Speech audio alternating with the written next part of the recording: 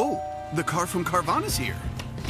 Well, will you look at that? It's exactly what I ordered, like, precisely.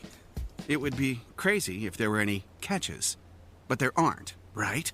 Right, because that's how car buying should be. With Carvana, you get the car you want. Choose delivery or pickup, and a week to love it or return it. Buy your car today with Carvana. Delivery or pickup fees may apply. Limitations and exclusions may apply. See our 7-day return policy at Carvana.com. Rinse takes your laundry and hand-delivers it to your door, expertly cleaned and folded. So you could take the time once spent folding and sorting and waiting to finally pursue a whole new version of you. Like Tea Time You. Or this Tea Time You. Or even this Tea Time You. Said you hear about Dave? Or even Tea Time You. So update on Dave. It's up to you. We'll take the laundry. Rinse. It's time to be great. It's a Minimalist Monday edition of Optimal Living Daily. How to Fight the Desire for More by Mike Donghia of thisevergreenhome.com.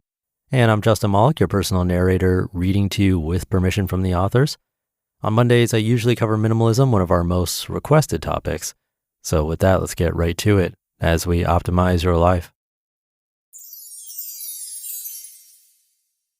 How to Fight the Desire for More by Mike Donghia of thisevergreenhome.com. It was an ordinary winter day, but as the dark blue Amazon van drove up and parked in front of my house, I felt something stir inside myself. Instead of rushing over to see what had arrived and eagerly open my new cardboard box, I felt differently this time. Hadn't that same van just delivered a few other packages earlier this week? How many things did I impulse buy recently?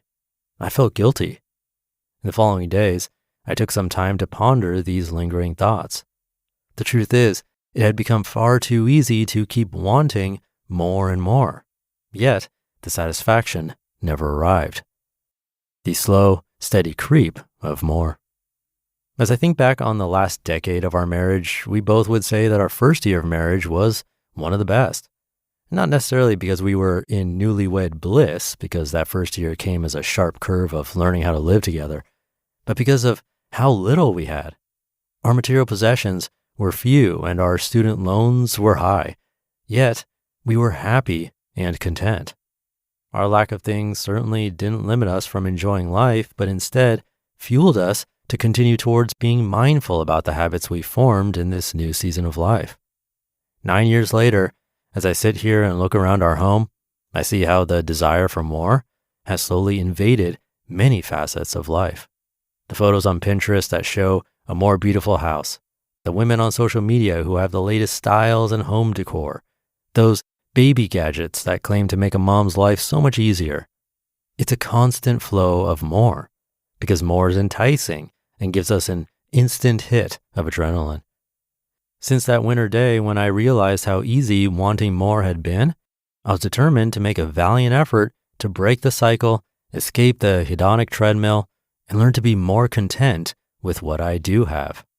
I've learned that in order to break this cycle, there are some actions I must stop doing and ones I must begin to do in order to form new, healthier habits.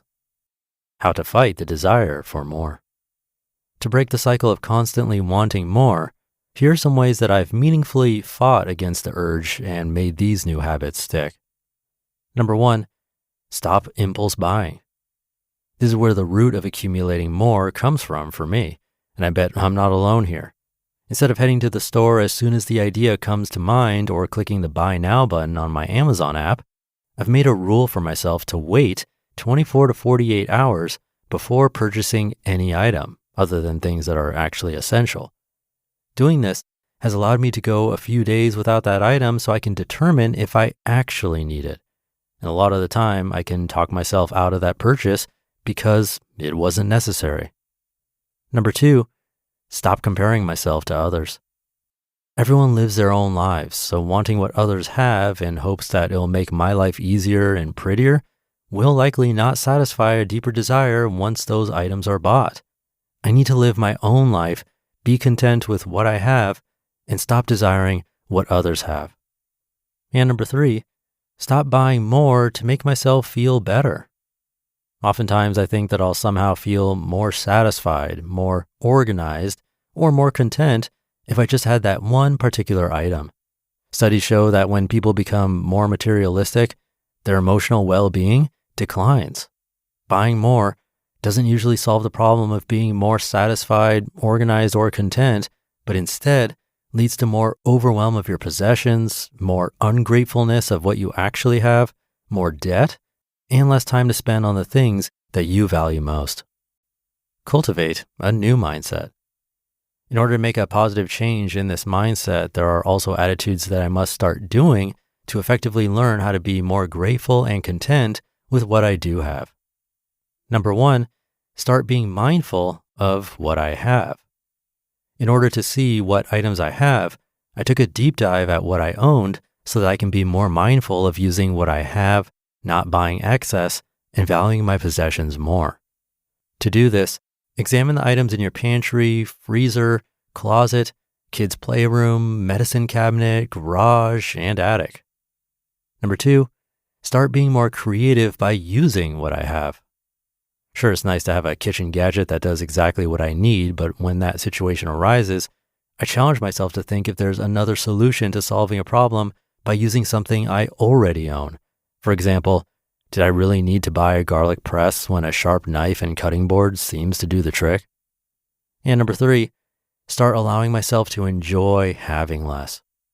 I'll admit, many times it feels good to buy new items, like a new pair of sandals or another bottle of nail polish. But like I mentioned earlier, if the item was bought to fill a void, it usually wears off and I'm already craving the next purchase. We may own more than we did as those newlywed minimalists, but we've come to realize that even though the pull of society is constantly telling us to reach for more, we can resist the urge and learn to be content with what we have.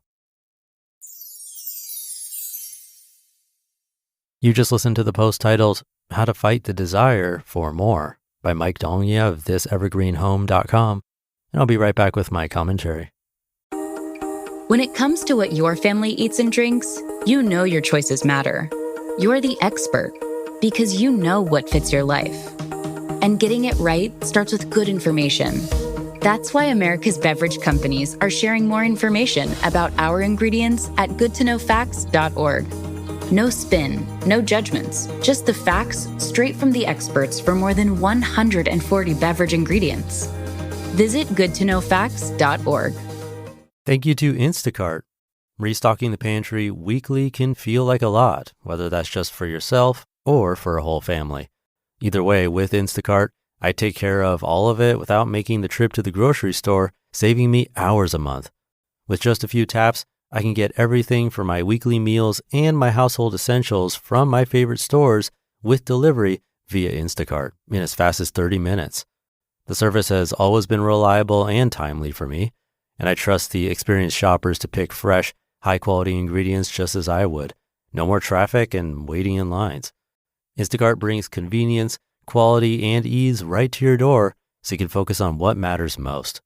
Download the Instacart app and use code OPTIMAL20 to get $20 off your first order of $80 or more. That's code OPTIMAL20 to get $20 off your first order of $80 or more. Offer valid for a limited time, excludes restaurants, additional terms apply.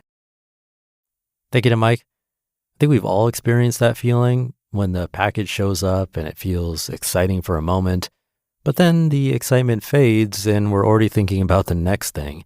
It's really easy to fall into that cycle. He had some good suggestions.